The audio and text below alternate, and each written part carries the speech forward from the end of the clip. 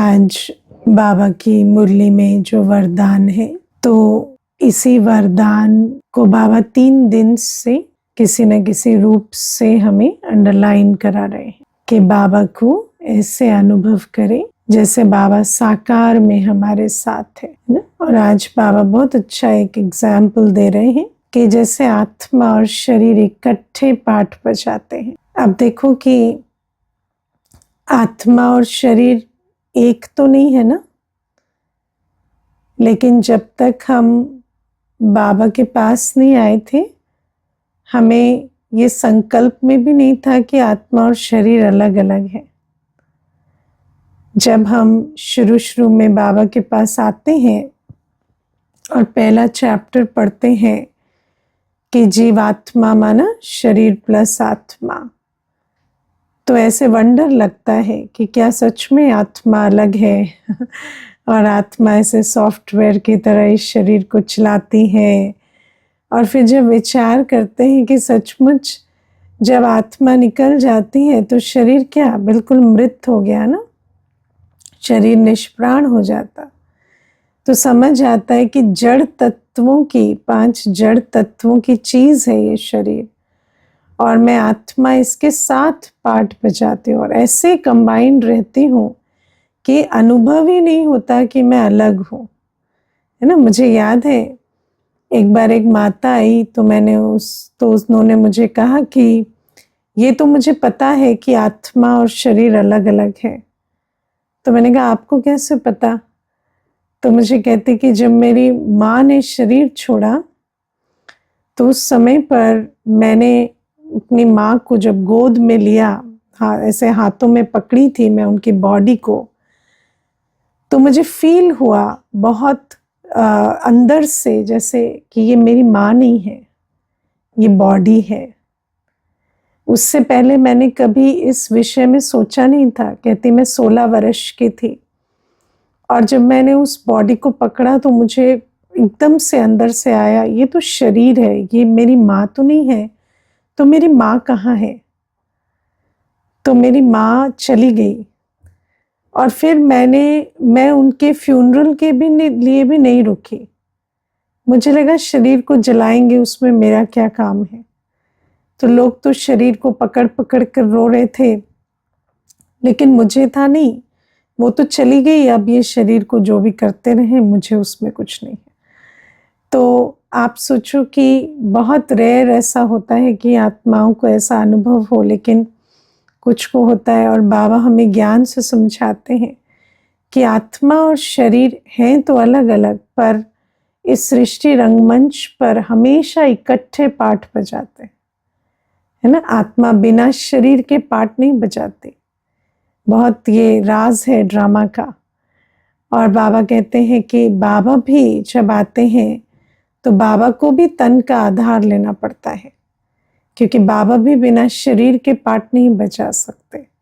वो अलग बात है कि बाबा जन्म मरण के चक्र में नहीं आ सकते, उनका ड्रामा ऐसा है। तो बाबा फिर तन जो है ये ब्रह्मा बाबा का वो लोन पे लेते हैं, है ना। तो लोन पे लेकर पाठ बजाते हैं। तो ये बाबा हमें समझ देते। फिर बाबा हमें समझाते हैं कि जैसे आत्मा और शरीर हमेशा कंबाइंड रहते हैं, ऐसे आत्मा और बाबा भी हमेशा कंबाइंड है। लेकिन बाबा की हमें जैसे आत्मा और शरीर के अलग होने की रियलाइजेशन नहीं होती, ऐसे आत्मा और बाबा के कंबाइंड होने की हमें रियलाइजेशन नहीं होती। तो जैसे इसकी महसूसता होती है कि आत्मा और शरीर कंबाइंड है, ऐसे बाबा के साथ की महसूसता करनी पड़ेगी, कंबाइंड स्टेज की अनुभूति करनी पड़ेगी। जितना इस बात को विचार करेंगे, अनुभव करेंगे, तो धीरे धीरे स्मृति स्वरूप होते जाएंगे। बाबा आज कहते शिवमय शक्ति स्वरूप में स्थित हो जाओ, है ना। तो शिवमय शक्ति स्वरूप कब बनेंगे? जब इस बात पर बहुत विचार करेंगे कि प्रैक्टिकल में संगम युग पर आत्मा और बाबा कंबाइंड है, संग संग बाबा चलते हैं। बाबा कहते मैं तुम्हें 1 सेकंड के लिए भी नहीं छोड़ता, लेकिन तुम मेरी स्मृति में नहीं रहते, है ना। और खास अव्यक्त पाठ में बाप दादा दोनों आत्मा के साथ साथ चलते, है ना, हमारे संग संग हमेशा साकार रूप में साथ चलते। और सोचो कि अव्यक्त वतन कैसा वंडरफुल है ना, कि एक बाप दादा सबके साथ हो सकते हैं। अव्यक्त वतन में कोई शरीर की लिमिटेशन नहीं है। जैसे एक शरीर को मिला के दो नहीं, काट के दो नहीं कर सकते ना, दो नहीं बना सकते, डिवाइड नहीं कर सकते। लेकिन अव्यक्त वतन में तो फरिश्ता बाप दादा मल्टीप्लाई हो सकते हैं। जितने भी चाहे अपनी कॉपी बन सकती है। और हर एक बाप दादा एक एक बच्चे के साथ रहते हैं, है ना। तो इसीलिए कहते हैं मेरा बाबा, है ना। तो जैसे मुझे याद है, मैं जब नई नई ज्ञान में थी तो एक बार मैं गई सेंटर पर, तो दीदी ने मुझे एक बाबा का एक फ़ोटो दिया, चित्र दिया। तो फिर जाते वक्त वो चित्र जो है वो मैं वही रखा था और मैं निकलने लगी। तो दीदी कहते अरे अपना बाबा तो साथ में लेके जाओ। तो मुझे बड़ा इंटरेस्टिंग लगा कि मेरा बाबा अलग है। तो दीदी कहते सबका अपना अपना बाबा है ना, मेरा बाबा यहाँ है और आप अपना बाबा लेकर जाओ। तो बाबा कहते हैं कि बाप दादा भी हमारे साथ साथ चलते हैं। तो साकार रूप में अनुभव होते हैं बाबा साथ साथ में, होते हैं कि नहीं होते, है ना। अगर नहीं होते हैं तो इसलिए नहीं होते कि हम अनुभव करते नहीं, है ना। अगर नहीं होते क्योंकि अव्यक्त पाठ में ये वंडर की बात है कि बाप दादा हमेशा साथ रहते हैं। लेकिन अगर मुझे अनुभव नहीं होते तो क्योंकि मैंने कभी अनुभव करने की कोशिश नहीं की, इसलिए नहीं होते। मैं आपको अपनी पर्सनल इस बात की अनुभूति की यात्रा सुनाती हूँ। जब मैं ज्ञान में आई और थोड़े, तो मेरे बुद्धि में कभी नहीं आया कि बाबा मेरे साथ चलता होगा, या क्योंकि मुझे टेक्निकली तो ऐसा ही समझ में आया ना कि शिव बाबा परमधाम में है, ब्रह्मा बाबा अव्यक्त वतन में है और मैं यहाँ हूँ, तो कंबाइंड का तो कोई मतलब ही नहीं है। तो ऐसे कभी बुद्धि में ही नहीं आया कि बाप दादा साथ रहते हैं। तो जब कोई चीज़ की इन्फॉर्मेशन नहीं होती तो उसकी अनुभूति कैसे होगी। तो हाँ, बुद्धि से याद कर सकते, उतनी इन्फॉर्मेशन थी तो बुद्धि से याद करते तो उतनी देर बाबा का अनुभव करते। फिर बुद्धि से जैसे ही विस्मृत हो जाते तो बुद्धि जैसे ही बुद्धि से अलग, तो फिर बिल्कुल अनुभूति नहीं है, बाबा कौन मैं कौन कुछ ठिकाना ही नहीं है। तो फिर ऐसे ही चला। फिर मुझे याद है एक बार मैं जब ऑफिस में काम भी करती थी, आज से मैं आपको 13-14 वर्ष पहले की बात बता रही हूँ। तो शुरू में तो जब ऑफिस का भी काम था और वहाँ पर भी क्लास चलती थी, तो मुरली क्लास में वहाँ सुनाती थी मुरली दोपहर में। तो वहाँ ग्रुप था एक जो मुरली सुनते थे। तो उस ग्रुप में एक मेरी फ्रेंड होती थी जो कुलीग भी थी, फ्रेंड भी थी। उसको ज्ञान युग में कोई रुचि नहीं थी, उसको कोर्स करा दिया था। अब उसके पास लंच में और कोई जगह नहीं है जाने को, क्योंकि वो फ्रेंड है तो मेरे साथ ही रहती थी, तो इसीलिए वो मुरली क्लास में भी बैठ जाती थी। लेकिन उसको बाबा से कोई मतलब नहीं, उसको कोर्स कराया, उसकी बुद्धि में कुछ बैठा नहीं। तो जब वो बैठी रहती थी क्लास में तो आधे टाइम ना इधर देखे उधर देखे, बहुत तंग करती थी, बहुत डिस्ट्रैक्ट भी करती थी। तो इस प्रकार से चलता। तो अचानक एक दिन क्या हुआ, मैं देखूं कि वो नोटबुक पेन लेके और बड़े अच्छे से नोट बना रही है और ना इधर उधर देख रही है ना कुछ, बिल्कुल मगन। तो मुझे आया इसमें ये परिवर्तन कहाँ से आ गया। तो क्लास ख़त्म हुई तो मैंने उसको पूछा तुम ये नोट्स क्यों बना रही थी और आज इधर उधर भी नहीं देख रही थी, और आज तो तुम बड़े ध्यान से मुरली सुन रही थी। तो वो कहती है तो हाँ, तो फिर मैंने उसको पूछा, बार बार पूछा, तो मुझे कहती है परसों जब भोग का दिन था ना, सतगुरुवार था, तो वैसे तो भोग हम लगा के जाते थे, लेकिन वहाँ भी थोड़ा साइलेंस में बैठते थे, फिर भोग का मान रहे, उसके बाद भोग स्वीकार कराते थे। तो कहती जब साइलेंस में सब बैठे थे और आप बाबा को आह्वान कर रहे थे, उस टाइम पर ब्रह्मा बाबा प्रवेश किए, फरिश्ता ब्रह्मा बाबा। और जैसे ही वो क्लास, मैंने देखा वो क्लास में घुसे और वो आपके साइड में खड़े हो गए और वहाँ पर आपको ऐसे सर में ऐसे हाथ फेर रहे हैं और बाकी सबको बड़े प्यार से दृष्टि दे रहे हैं ना। तो बाजू में खड़े होकर उन्होंने एक एक एक एक भाई बहनों को दृष्टि दी जो क्लास कर रहे थे और बहुत प्यार से देखा और मेरी तरफ देखा ही नहीं, जैसे कि मैं क्लास में थी ही नहीं। तो मुझे ऐसा लगा जैसे मैं हूँ पर उनको दिखाई नहीं दे रही हूँ। तो फिर मुझे आया कि ये मुझे क्यों नहीं दृष्टि दिए। तो फिर मुझे थॉट चला कि क्योंकि मुरली तो रोज़ सुन ही रही है और पढ़ी लिखी है तो समझ में तो आता ही है। तो कहती कि तो मुझे आया कि अच्छा मैं निश्चय बुद्धि नहीं हूँ ना, तो इसीलिए मुझे देखा नहीं। तो मैं निश्चय बुद्धि नहीं हूँ तो मैं एग्जिस्ट नहीं करती उनके वर्ल्ड में। तो फिर मुझे लगा कि नहीं, मुझे ऐसा दोबारा नहीं चाहिए, नेक्स्ट टाइम प्रवेश करें तो सबको देखें। तो मुझे आया कि अच्छा ठीक है, चलो इसका तो पाठ खुला।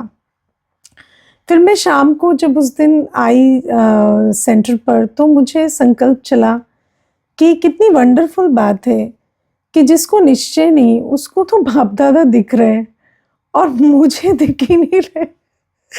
तो मुझे आया कि ये क्या बात है कि जिसको ना ज्ञान समझ आया ना योग हुआ, उसको तो आप उसको दिख भी गए, उसको दृष्टि भी नहीं मिली, उसका अलग झमेला है, लेकिन मुझे तो दिखे ही नहीं।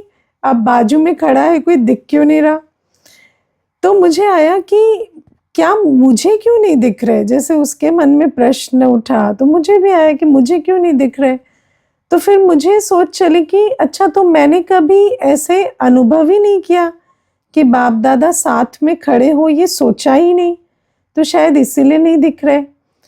तो उस दिन से मैंने बाप दादा को साथ रखना शुरू किया।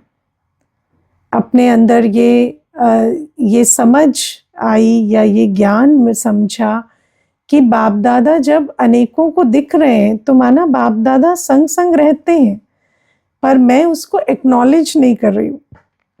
फिर मुझे याद है मैंने बाद में प्रभु प्रेम के परवाने जो किताब है उसमें भी और अनेकों के अनुभव भी सुने, तो उसमें पढ़ा भी, अनुभव भी सुने कि कई ऐसी आत्माएं होती हैं जिनको ब्राह्मणों के साथ बाप दादा दिखाई देते हैं, है ना। अनेकों को ऐसे साक्षात्कार होते हैं कि वहाँ एक बूढ़ा व्यक्ति खड़ा था तो मैं संकल्प भी किया पर ये पाप नहीं किया, या इस प्रकार से किसी ने आया और मेरा हाथ रोका। तो इस प्रकार की अनुभूतियाँ बहुतों को होती हैं। तो फिर मुझे रियलाइज़ हुआ कि ये समय कुछ और है और इसमें बाप दादा साथ में रहते हैं। और फिर मैंने बाप दादा को साथ रखना शुरू किया, और जब मैंने साथ रखना शुरू किया तो मैंने कई बार ऐसा अनुभव किया कि कोई बात बुद्धि में नहीं होती, लेकिन ऐसा लगता है जैसे बाबा ने बताई और हमने की। कोई युक्ति नहीं समझ आती और बाबा ने दी। कोई ऐसा, कई बार ऐसा भी हुआ कि रास्ता भटक गए, रास्ता भी बाबा ने बताया। तो ऐसे कई अनुभूतियाँ फिर बाद में होती रही। लेकिन ये शुरू कैसे हुआ, जब बाबा को ये ज्ञान बुद्धि में धारण किया कि अव्यक्त पाठ में बाप दादा साकार में बच्चों के साथ रहते हैं। तो इस पाठ को जैसे ही पक्का करेंगे तो वो अनुभव होने लगेंगे, बाप दादा की प्रेजेंस, उनके साथ सहारे, सहयोग, है ना, हर चीज़ की अनुभूति होने लगेगी। फिर मुझे याद है एक बार ऐसे हुआ कि फिर क्या होता, थोड़ा भक्ति मिक्स हो जाती है ना, तो बाप दादा को साथ रखा तो फिर वो थोड़ा बहुत फिजिकल रूप ले लिया। तो एक बार मैं एक यूनिवर्सिटी के वाइस चांसलर के को इनविटेशन देने गई थी, तो बाप दादा को साथ रखा, तो ब्रह्मा बाबा, शिव बाबा साथ चल रहे हैं और सोफे पर भी बैठे। उन्होंने कहा आप लोग वेट करो थोड़ा उनके कैबिन में जाने से पहले। तो वेट किया, तो सोफे पर मैं और बाप दादा बैठे आराम से, है ना। फिर एकदम से वो आए जो उनके असिस्टेंट थे और बोले जल्दी करिए और सर ना अभी चले जाएंगे, और फिर मैं नहीं चाहता कि आज आपकी अपॉर्चुनिटी मिस हो जाए, आप जल्दी चलिए। तो मैंने बाप दादा को वहीं छोड़ा, भूल गई मैं, है ना, कि बाबा भी साथ में, और मैं चली गई कमरे में। फिर थोड़ा नर्वस भी थे क्योंकि नई सेवा करते थे। तो वहाँ पर फिर जब बैठ गई, सेटल हो गई और बात करने की बारी आई, तो मुझे याद आया, अरे बाबा को तो वहीं छोड़ दिया। फिर मैं सोच रही हूँ अभी क्या करूँ, लेकर आऊँ, क्या करूँ। तो ऐसे करके ना मीटिंग बड़ी ख़राब हो गई तो क्योंकि अंदर वो कन्फ्यूजन भी चल रही है। तो फिर रात को मैं जब योग करने लगी तो मैंने बाबा को बोला आपको आज छोड़ दिया और ऐसे भूल गई मैं। तो फिर बाबा कहते तो बुला लेते तो तुमने आह्वान ही नहीं किया फिर। तो मैंने कहा ओ, मुझे पता नहीं चला कि आपको ऐसे बुला के लाना नहीं पड़ेगा, सोचने से भी आ जाएंगे। तो फिर उस दिन मुझे समझ में आया कि मानो कभी ऐसा भी हो जाए कि भूल गए तो उसमें फिर गिल्ट में नहीं आना है, एक संकल्प की दूरी पर है, आह्वान करो तो आ जाएंगे। तो इस प्रकार से ये जो रिलेशनशिप है ये डेवलप हुआ। तो बाबा कहते हैं कि ऐसे बाप दादा को सदैव कंबाइंड अनुभव करो। और जब बाप दादा के साथ साकार में देखो, बाबा से हमें सब कुछ मिलता है, पर फिर भी हमारी बुद्धि देहधारियों की तरफ क्यों खींचती है? सिर्फ एक ही कारण है कि हमें लगता है बाबा निराकार है और हम साकार हैं, है ना, सिर्फ शरीर नहीं है इसलिए। लेकिन बाबा कहते हैं कि अव्यक्त पार्ट में वो भी नहीं है। अगर तुम मुझे साकार में अनुभव करना चाहते हो तो मैं साकार में भी साथ रहता हूँ, है ना। तो पहले तो ज्योति बिंदु पिता को हमेशा साथ रखना मुश्किल होता है क्योंकि देह अभिमान में आ जाते तो आत्मिक स्थिति नहीं, तो ज्योति बिंदु पिता की याद खिसक जाती। लेकिन अब तो बाप दादा लाइट के शरीर में है ना, तो फरिश्ते को साथ रखना तो मुश्किल नहीं है। तो मैं साकार शरीरधारी हूँ या मैं अव्यक्त शरीरधारी हूँ, और बाबा भी लाइट के शरीर में सदा साथ साथ है। ये अभ्यास हमें धीरे धीरे बढ़ाना है, और जैसे जैसे बढ़ाएंगे तो जो बात प्रैक्टिकल है उसको जब बुद्धि में रखेंगे तो उसकी अनुभूति भी बढ़ती जाएगी। और बाबा कहते हैं जब ऐसा अभ्यास करेंगे, बाप दादा को साथ रखेंगे, तो क्या होगा, साथी के साथ हर बात से साक्षी होकर रहेंगे, है ना। क्योंकि अभी हमारा मन बुद्धि देह के साथ जुड़ा रहता है, तो इसीलिए देह की दुनिया ऐसे प्रभाव डालती है ना। अभी हमारा मन और देह ऐसे है, मन बुद्धि और देह ऐसे फंसे पड़े। लेकिन जैसे ही आप मैं आत्मा हूं और मैं बाबा के साथ हूं ऐसे रहेंगे तो मन, तो ये जो पुरानी दुनिया है इसमें से डिस्टेंस थोड़ा क्रिएट हो जाता है। फिर क्या है, आप पुरानी दुनिया को साक्षी होकर देखते हैं और हर कर्म रिएक्शन में नहीं, सोच समझ कर करते हैं। क्योंकि हमारी जो बुद्धि है वो पवित्र है, वो बाबा के साथ में बुद्धि शक्तिशाली ज्ञान स्वरूप शक्ति स्वरूप रहती है। तो ऐसी अवस्था में हम हर सीन में साक्षी होकर साथी के साथ चल पाते। और साक्षी होना माना एक्यूरेट कर्म करना, है ना। हम जब भी साक्षी नहीं हो पाते, जब भी एकदम से किसी चीज का प्रभाव पड़ता है तो वहां पर हमसे भूलें होती हैं या हम रिएक्शन में आते हैं तो भूलें होती हैं। तो बाबा कहते साथी के साथ रहने से बाकी चीजों से साक्षी रहेंगे, और साक्षी रहेंगे तो एक्यूरेट कर्म होंगे। ठीक है, तो ये आज बाबा का वरदान। फिर प्यारे बाबा आज हमें कहते हैं कि बाबा ने ये कॉन्ट्रैक्ट लिया है, ठेका लिया है कि हर एक की खामियों को निकालें, है ना। और बाबा कहते हैं कि खामियों को निकालना हमारा काम नहीं है, ठीक है। क्योंकि बाबा ने आज कहा कि बाबा ही सुप्रीम सर्जन है, बाबा ही वैद्यनाथ है। तो दवाई तो डॉक्टर ही करेगा ना। जैसे आज दुनिया में हर कोई डॉक्टर बन रहा है ना, गूगल पर पढ़ लिया तो डॉक्टर बन जाएंगे, है ना। तो वैसे तो डॉक्टर नहीं बन सकते ना, तो डॉक्टर का काम डॉक्टर को साझता है। तो बाबा कहते हैं ऐसे ही किसी की खामी निकालना ये तुम्हारे बस की बात नहीं है, तो तुम किसी की खामी नहीं निकालो। खामी निकालने के लिए जो पनिशमेंट है ना, जो हम सोचते हैं हम किसी को हम किसी के ऊपर प्रेशर डाल लें, किसी को सज़ा दे दें, कुछ कर दें, उससे उसकी खामी निकल जाए, बाबा कहते वो काम तुम नहीं कर सकते, तो तुम कोशिश भी मत करो, क्योंकि उसमें फिर और ही तुम अपना पाप बना बैठोगे। हमें संगम युग क्यों मिला है? हमें संगम युग मिला है सिमर सिमर सुख पाने का के लिए, ताकि हम बाबा की याद में इतना जमा का खाता बनाए कि 21 जन्मों तक काल कंटक हमसे दूर रहे। सिमर सिमर सुख पाओ, कलह कलेश मिटे सब तन के, जीवन मुक्ति फल पाओ। तो बाबा कहते हैं तुम्हें 21 जन्मों तक कोई भी बात तंग ना करे, उसके लिए तुम अभी याद में रहो। दूसरी बात बाबा कहते हैं अभी दैवी गुण धारण करो। ये समय है दैवी गुणों की धारणा करने के लिए। हमें दैवी गुणों के आधार से इतने कर्म करने हैं, ऐसे संस्कार बनाने हैं जो संस्कार 21 जन्मों तक हमारे साथ चले। और तीसरा, ये संगम युग हमें मिला है सेवा करने के लिए, बाबा का परिचय देने के लिए। मनसा से, वाणी से, कर्मणा से संबंध संपर्क में आते हैं तो वाणी काम नहीं आती, हमारी कर्मणा से, हमारे गुणों से हमारे बाबा का परिचय देते। तो बाबा कहते सदा गुणमूर्त रहकर, ज्ञान युक्त रहकर, नॉलेजफुल बोल बोलकर हर आत्मा को बाबा के नज़दीक लाना है। हमें संगम युग इसके लिए मिला है।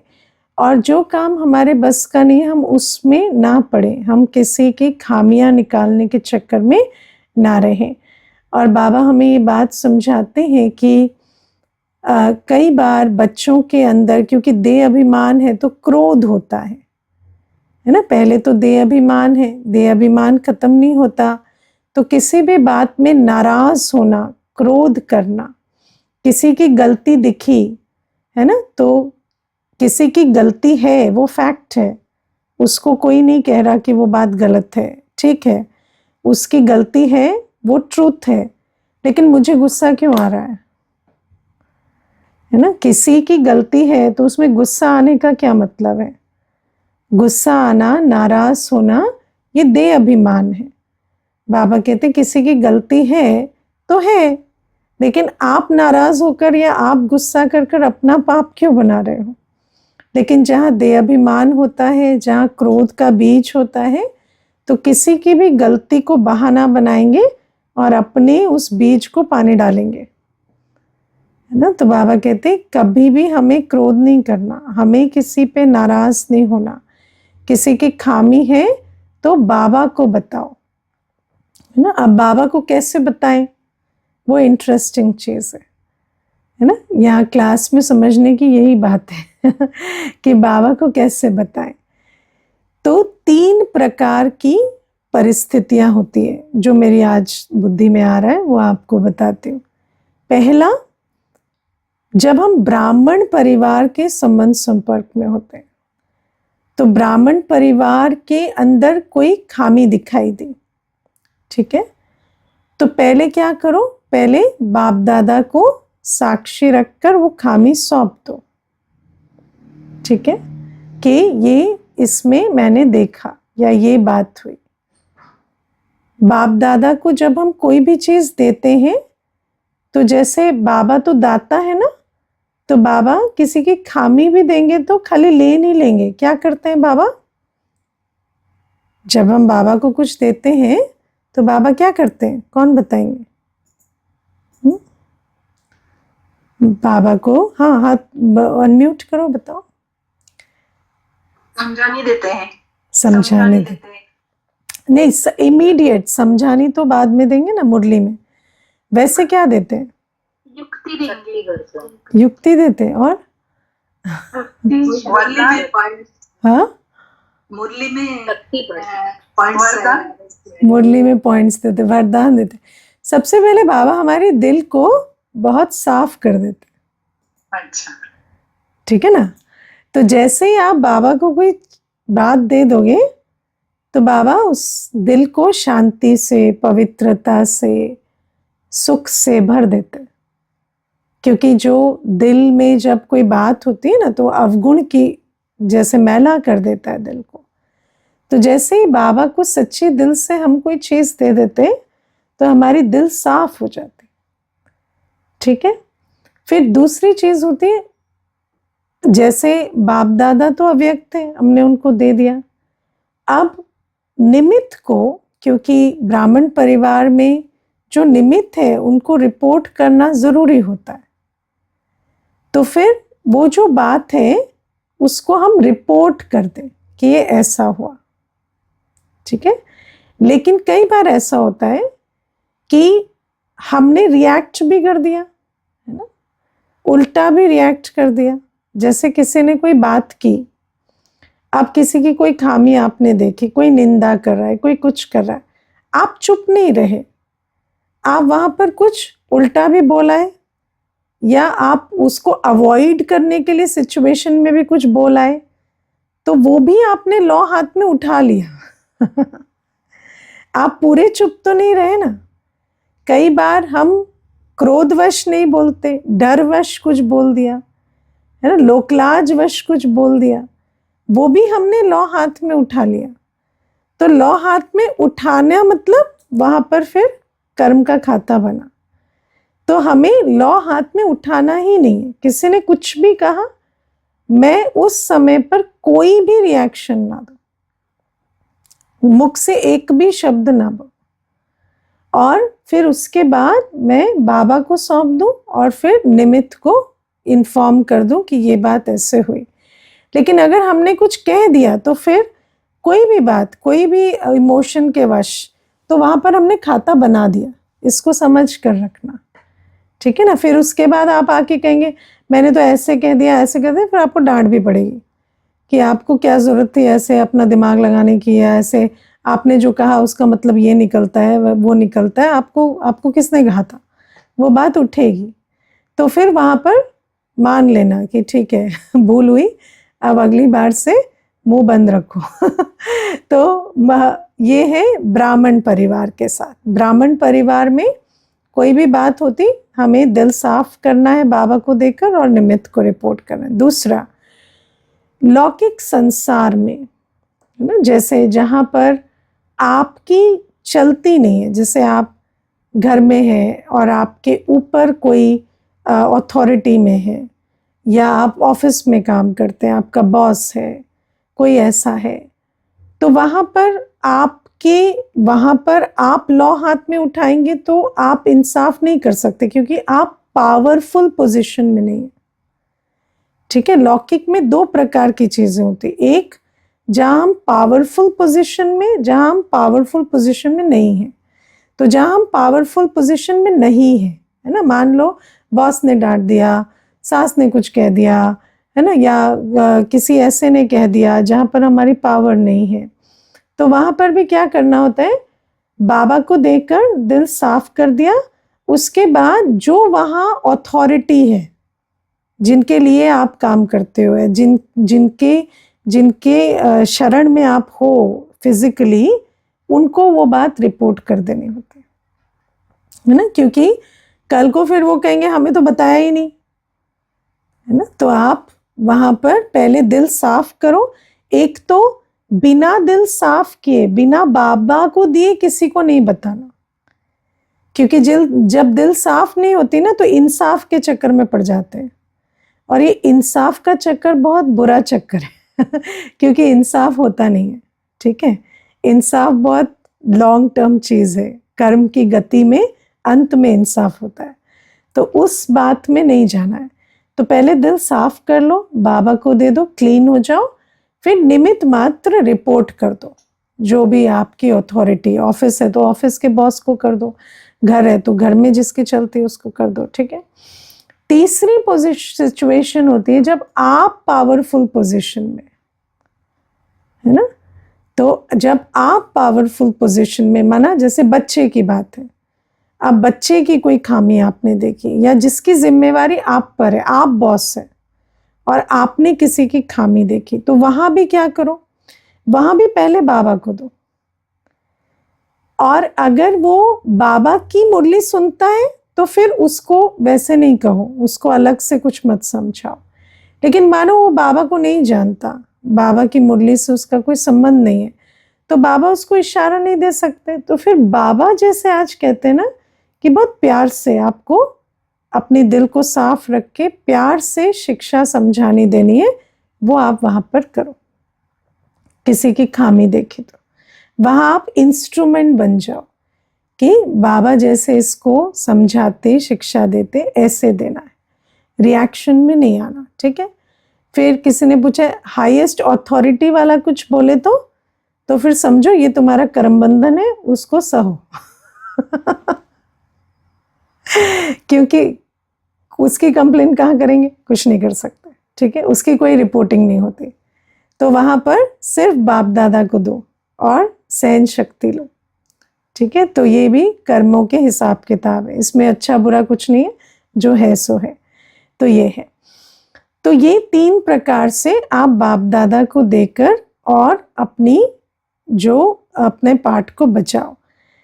फिर बाबा कहते, कई बच्चे ऐसे कहते हैं कि हम किसी को सुधारने के लिए उसकी ग्लानि करते, उसकी निंदा करते, है ना, बात फैलाते हैं, अनेकों को सुनाते हैं ताकि वो सुधरे। लेकिन बाबा कहते नहीं, ना कभी कोई इससे सुधरा है ना सुधरेगा, और ये सिर्फ आप अपने क्रोध वश करते, है ना। बाबा कहते एक तो आप, ये अज्ञान का कर्म है, क्योंकि ना तो ये दैवी गुण है, ना ही कोई संगम युग में इससे आपका कोई पुण्य का खाता बनता है, लेकिन ये माया का वार ऐसा होता है। और बाबा कहते जो जितना बड़ी पोजीशन में होता है, महारथी होता है, उसको माया का वार उतना होता है ना, क्योंकि जिसको पावर ही नहीं है वो पावर का दुरुपयोग क्या करेगा। मानो आप आज किसी की ग्लानि करना चाहो तो कर सकते हो क्या, आपकी सुनेगा कौन, ठीक है। तो जिसकी सब सुनते हैं वो ही ग्लानि कर सकता है। तो इसीलिए जब आपके पास बहुत अथॉरिटी बहुत पावर होती है ना, तो आपके पास ये वाली माया आती कि मैं इसको बदनाम कर दूं, मैं इसको ग्लानि कर दूं, मैं निंदा फैला दूं, ऐसा संकल्प आएंगे आपको। लेकिन उन संकल्पों को आपको फिर श्रीमत से, है ना, माया पर जीत पानी होती है, और जीत नहीं पाए तो बहुत बड़ा कर्म का खाता बनता है। बाबा ने आज कितना सुंदर कहा, 2 बातें की, एक क्या ये दैवी गुण है, फिर बाबा दूसरी बात कहते किसी की भी गुण फैलाए जाते हैं ना, किसी की खामी नहीं गाई जाती। दुनिया में कभी सुना है कि कोई किसी के अवगुण का गायन करता है ना, अज्ञानी भी नहीं करते, गुणों का गायन होता है। और अवगुणों का गायन करना माना कितना बड़ा अज्ञान का कर्म है। लेकिन ऐसे भी माया आती है और मनुष्य कहता है मैं सुधारने के लिए कर रहा हूं, पर इससे कुछ नहीं सुधरता, और ही क्या होता है, बाबा कहते हैं लून पानी हो जाते हैं, है ना। जो आप चाह रहे हैं ना कि आपका पूरा कंट्रोल हो किसी पे, कोई आपकी बात माने, वो जैसा आप चाहते हो वैसा चले, उसका पूरा विपरीत हो जाएगा। वो व्यक्ति आपके कंट्रोल से बिल्कुल खत्म हो जाएगा, वो आत्मा और आपके कंट्रोल में नहीं रहेगी। इसलिए बाबा कहते हैं ये ग्लानि करना, निंदा करना, अनेकों को सुनाना। आज बाबा एक बात कहते हैं, अनेकों को सुनाना बेकायदे होता है, दर दर किसी की बात फैलाना बेकायदे होता है, खामी सब में होती है ना। तो ये जो बेकायदे चलन वाले कभी कायदे की दुनिया में राज्य नहीं करेंगे। तो बाबा कहते हैं ऐसे बेकायदे चलन नहीं चलने होते, और बाबा कहते हैं इससे और ही लून पानी हो जाएंगे। मैं आपको एक बात बताती हूँ। कॉलेज में ना जैसे फ्रेंड्स होते हैं, क्लास में होते हैं, तो एक भाई था, तो वो मुझे तो वो ना जब भी जैसे फ्रेंड्स के बीच बैठे और माता पिता की बात आए ना, तो बड़े ऐसे गंदे एक्सप्रेशन और जैसे घृणा वाली चीज़ या कभी कोई अपशब्द भी, तो मुझे हमेशा लगता था ये माता पिता के लिए ऐसे कौन फीलिंग रखता है।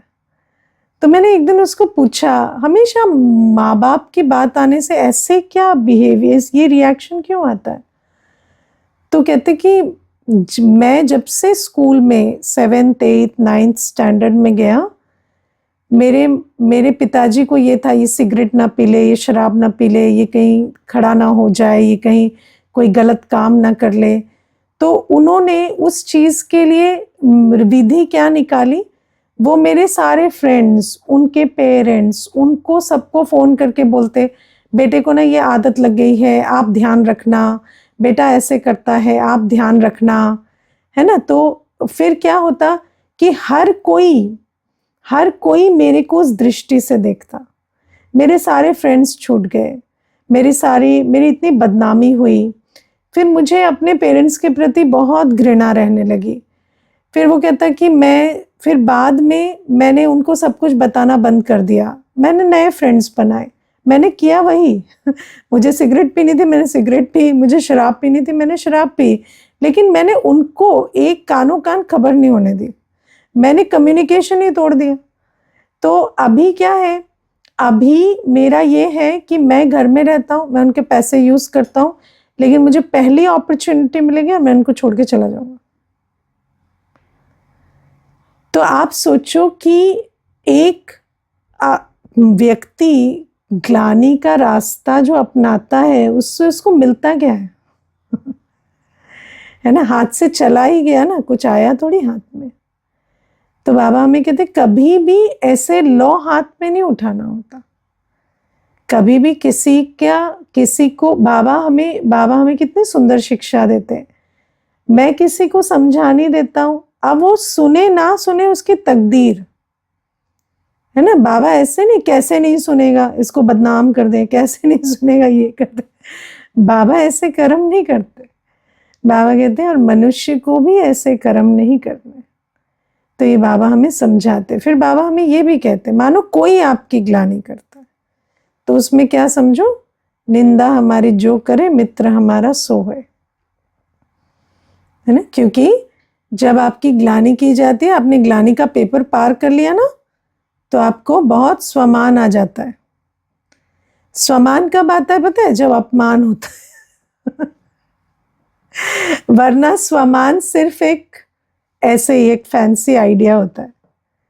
जब अपमान होता है ना, तो आपको स्वमान को एक्चुअली अभ्यास करना पड़ता है।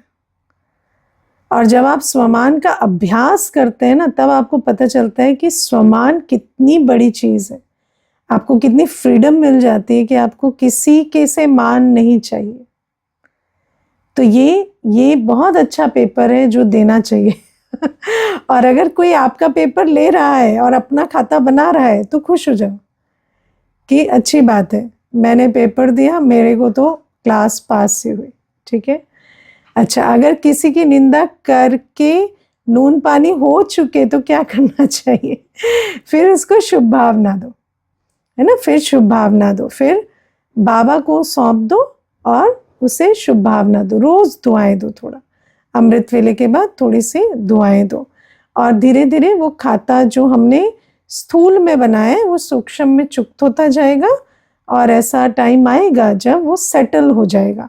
भले ही आप बहुत अच्छे लविंग टर्म्स पे ना भी आए, लेकिन उनके अंदर से भी आपके प्रति जो कड़वाहट है वो खत्म हो जाएगी। ठीक है। तो ये बाबा की आज की शिक्षा है। ओम शांति।